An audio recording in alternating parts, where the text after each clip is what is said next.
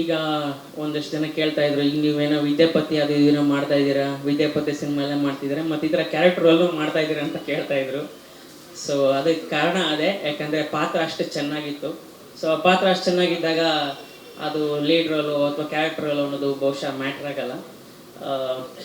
ಯಾಕಂದರೆ ಮುಂಚೆ ಎಲ್ಲ ಕಾಮಿಡಿಗೆ ಅಂತ ಕ್ಯಾರೆಕ್ಟರ್ ಬರೀತಾ ಇದ್ರು, ಈಗ ಕ್ಯಾರೆಕ್ಟ್ರಲ್ಲಿ ಕಾಮಿಡಿ ಇರ್ತದೆ. ಸೊ ಅದಕ್ಕೋಸ್ಕರ ಅಂತ ಸಪ್ರೇಟ್ ಇನ್ನೊಂದು ಪಾತ್ರ ಆ ಥರ ಎಲ್ಲ. ಸೊ ಆ ಥರದ ಇದ್ದಾಗ ಪಾತ್ರಗಳು ಇನ್ನೂ ಚೆನ್ನಾಗಿರ್ತವೆ.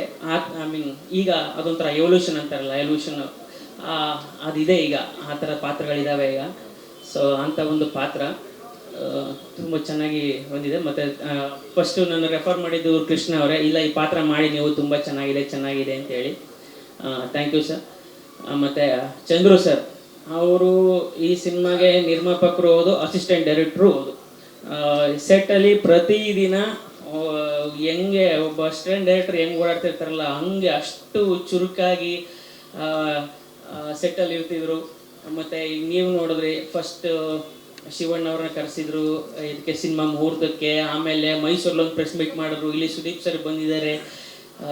ಹಿಂಗೆ ಅಂದರೆ ಸಿನಿಮಾ ಇನ್ನೂ ರಿಲೀಸ್ ಆಗೋವರೆಗೆ ಇನ್ನೂ ಏನೇನಾಗುತ್ತೋ ನನಗೆ ಗೊತ್ತಿಲ್ಲ, ನಾನು ಕಾಣ್ತಾ ಇದ್ದೀನಿ. ಅಂದರೆ ಸಿನಿಮಾನ ಜನಕ್ಕೆ ತಲುಪಿಸೋ ನಿಮ್ಮ ಹಪಾಪಿತನ ಇದೆಯಲ್ಲ ಸರ್, ಅದು ನೆಕ್ಸ್ಟ್ ನಾನು ವಿದ್ಯಾಪತಿ ಸಿನಿಮಾಗೆ ನಿಮ್ಮನ್ನು ಕೇಳಬೇಕು, ಒಂದಷ್ಟು ಸಜೆಷನ್ಸ್ ಏನಾದರೂ ಹೆಂಗೆ ಸರ್ ಪ್ರಮೋಟ್ ಮಾಡೋದು ಅಂತ ನಿಮ್ಮನ್ನು ಕೇಳಬೇಕು. ಮತ್ತು ಈ ಮುಂಚೆ ನಾನು ಮತ್ತು ಕೃಷ್ಣ ಅವರು ನಟಿಸಿದ್ದ ಕೌಸಲ್ಯ ಸುಪ್ರಜಾರಾಮ ಸಿನಿಮಾಗೆ ಸುದೀಪ್ ಸರ್ ಇದೇ ಥರ ಬಂದು ವಿಶ್ ಮಾಡಿದರು, ಆ ಸಿನಿಮಾ ಹಿಟ್ ಆಗಿತ್ತು. ಈ ಸಿನಿಮಾ ಕೂಡ ಅದೇ ಥರ ಹಿಟ್ ಆಗುತ್ತೆ, ನಿಮ್ಮ ಹಾರೈಕೆಗಳಿರಲಿ ಸರ್.